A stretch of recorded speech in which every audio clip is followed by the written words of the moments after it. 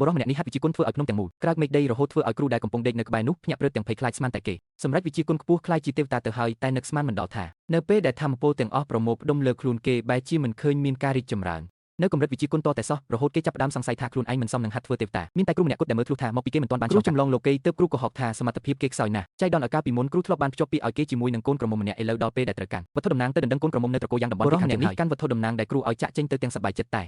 ខណៈនោះដែរនៅជើងភ្នំមានស្រីស្អាតម្នាក់កំពុងត្រូវបានកំពូលអ្នកក្លាហានពីរនាក់ដេញសម្លាប់ដើម្បីរត់យកប្រាណនាងបានរត់ចូលមកក្នុងជណ្ដើរទេវតាក្នុងដែនអាថ៌កំបាំងដែលរាប់ពាន់ឆ្នាំមកនេះមិនទាន់មានអ្នកណាម្នាក់អាចរស់រានត្រឡប់ទៅវិញបាននៅពេលដែលនាងហៀបនឹងស្លាប់បុរសម្នាក់នោះក៏ដើរចុះមកល្មមឃើញស្រីស្អាតក្នុងសភាពវេទនាបែបនេះគេស្មានថានាងក្រិចចង្កេះក៏សួរថាចុះអ្នកចុះមកពីលើនោះបានយ៉ាងម៉េចលើនោះគឺជាផ្ទះខ្ញុំផ្ទះអ្នកនៅកន្លែងអាថ៌កំបាំងហ្នឹងថាជាកន្លែងអ្នកនេះមិនទេគេគ្រាន់តែជួយគ្រានាងបន្តិចនឹកស្មានមិនដល់ថាសម្ពាធធម្មពលសម្រាប់មនុស្សនៅលើខ្លួននាងបែរជារលីបាត់អស់ភ្លាមទិដ្ឋភាពដ៏អស្ចារ្យនេះធ្វើឲ្យកំពូលអ្នកក្លាហានទាំងពីរដែលដេញសម្លាប់នាងភ័យស្លន់ស្លោរត់បាត់ជើងសព្រាតស្រីស្អាតរូបនោះបានអរគុណដល់ការជួយជីវិតរបស់គេតែបុរសម្នាក់នេះត្រូវទៅត្រកូលយ៉ាងដើម្បីដណ្ដឹងប្រពន្ធទើបមិនហ៊ានជែកលេងជាមួយនាងយូរបន្ទាប់ពីសួរនាំបន្តិចបន្តួចក៏ចាក់ចេញទៅមិនយូរប៉ុន្មានគេក៏មកដល់ត្រកូលយ៉ាងគ្រាន់តែចូលក្នុងភូមិគ្រឹះគេដឹងភ្លាមថាគ្រួសារគូដណ្ដឹងនេះមានទ្រព្យសម្បត្តិស្តុកសម្បត្តិនៅពេលដែលគេបង្ហាញវត្ថុតំណាងដើម្បីចូលដណ្ដឹងមេគ្រួសារត្រកូលយ៉ាងជាមនុស្សរក្សាស្ទប៉ុន្តែកូនស្រីត្រកូលយ៉ាងបែរជាប្រកែកដាច់អហង្ការខ្ញុំមិនរៀបការជាមួយអាម្នាក់នេះដាច់ខាត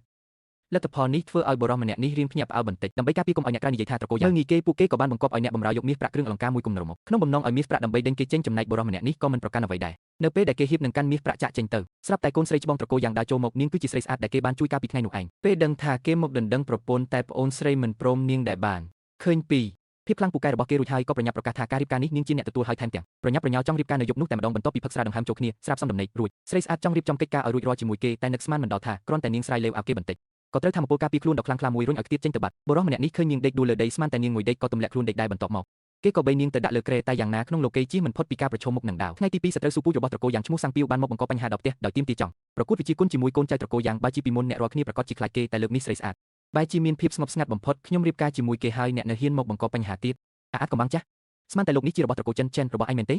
យថាបញ្ហាដល់ផ្ទះស្រីស្អាតគឺជាអ្នកដំបងដែលទទួលការនាងដឹងថាមានបុរសម្នាក់នេះនៅទីនេះពួកគេគ្មានថ្ងៃចាញ់ឡើយបងស្រីមានទំនុកចិត្តបែបនេះក៏ចាប់ផ្ដើមមានសង្ឃឹមឡើងដែរនាងក៏ចេញទៅសាកវិជាគុណមុនគេនៅលើវេទិកាប្រកួតតែសមត្ថភាពនាងខុសគ្នាខ្លាំងពេកជាមួយគូប្រកួតមិនទាន់ទាំងបានវិផងក៏ត្រូវរងរបួសដោយសារធាតុដាវដ៏គួរឲ្យខ្លាចរបស់គូប្រកួតរហូតធ្លាក់ពីលើវេទិកាឃើញប្អូនស្រីមិនមែនជាគូប្រកួតស្រីស្អាតក៏ឲ្យបុរសម្នាក់នោះឡើងទៅម្ដងតែគេក៏គ្មានទំនុកចិត្តលើខ្លួនឯងដែរប៉ុន្តែក្នុងនាមជាបុរសម្នាក់គេមិនអាចបណ្ដោយឲ្យប្រពន្ធខ្លួនឯងទៅស្លាប់ឡើយក្នុងគ្រាដ៏សំខាន់គេនឹកឃើញថាគ្រូធ្លាប់ឲ្យយន់ដែលអាចហៅរន្ទះបាញ់បានឲ្យតែហៅរន្ទះមកបានទោះជាកម្ពុជាអ្នកក្លាហានខ្លាំងប៉ុណ្ណាក៏ពិបាកទប់ទល់ដែរវិនាទីបន្ទាប់គេក៏ធ្វើពុតជាមានទំនុកចិត្តរួចឡើងទៅលើវេទិកាបន្ទាប់មកគេក៏លើកកម្រាមដៃពីរគុំគ្នាចាប់ដើមសុទ្ធមុនឲ្យគេលេងជាមួយឯងចុះបង្ហាញសមត្ថភាពឲ្យគ្រប់គ្នាឃើញបន្តិចទៅឲ្យពួកយើងបានបើកភ្នែកមើលវិជាទេវតារបស់ឯងបន្តិចមើលឲ្យគ្រប់គ្នាបានឃើញផងកុំឲ្យចាញ់ជីតានៅខាងក្រោមសល់ពីនឹងគឺអាស្រ័យលើលោកហើយឯងនិយាយហើយណាឈរឲ្យស្ងៀមកុំកំរើកឈរនៅទីនេះបង្ហាញវិជាទេវតារបស់ឯងមកសង្ឃឹមថាឯងមិនស្ដាយក្រោយរហូតនាំទុកដល់ត្រកូលសេលីន Challenge ទៅចុះតើបុរសអាចកំបាំងម្នាក់នេះពិតជាអាចហៅរន្ទះមកកំចាត់សត្រូវមែនដែរឬទេហើយជីវិតអាពាហ៍ពិពាហ៍រវាងគេនិងស្រីស្អាតត្រកូលយ៉ាងនឹងមានរឿងរ៉ាវជក់ចិត្តអ្វីខ្លះទៀតកុំភ្លេចរងចាំតាមដានទស្សនាភាគបន្តដែលនឹងចេញក្នុងពេលឆាប់នេះបើចូលចិត្តវីដេអូនេះសូមជួយចុច like និង share ដើម្បីជាកម្លាំងចិត្តដល់ពួកយើងសូមចុច follow និង subscribe រួមទាំងដាក់សញ្ញាកណ្ដឹងផងដើម្បីទទួលបានការសង្ខេបរឿងភាគចិនល្អមើលមុនគេជារៀងរាល់ថ្ងៃសូមអរគុណ